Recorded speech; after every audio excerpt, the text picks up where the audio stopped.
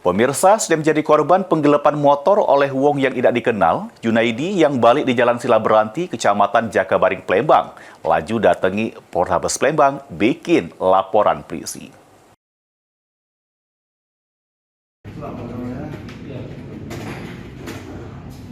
Nasib apes yang dialami Junaidi yang balik di Jalan Silaberanti, Lorong Khadijah, Kecamatan Jakabaring, Palembang, sudah menjadi korban penggelapan motor oleh wong tidak dikenal.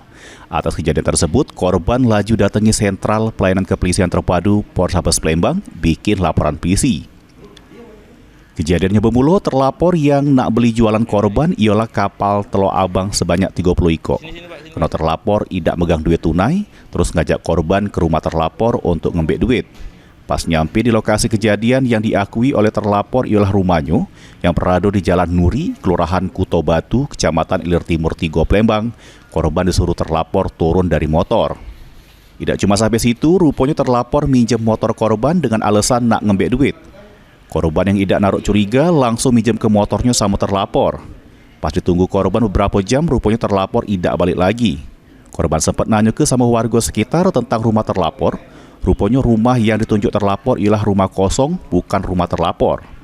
Atas kejadian tersebut, korban mengalami kehilangan motor merek Honda Scoopy BG5871 AEB warna coklat dengan total kerugian diperkira ke 14 juta rupiah.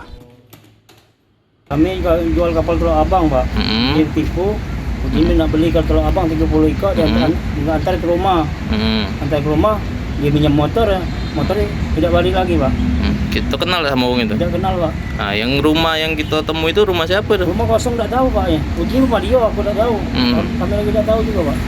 Sempat kita tanya warga setempat tak? Sama kami yang... tanya aku tempat. Itu rumah itu kosong mungkin. Ada yang tahu tak warga itu? Tidak tahu? Tidak tahu, Pak. Tidak kenal. Kami baru itulah masuk. Warga yang sana tidak tahu juga? Tidak tahu. Pelakunya berapa, Pak? Cikok, Bang, Pak. Dia tuh janji dia tuh minjem motor nak kemana? Ngambil duit untuk bayar kapal telur abang, Pak. Berapa ikut telur abang? 30 nak beli dia, nak bayar. Yang motor tak balik lagi, Pak. Di daerah mana itu?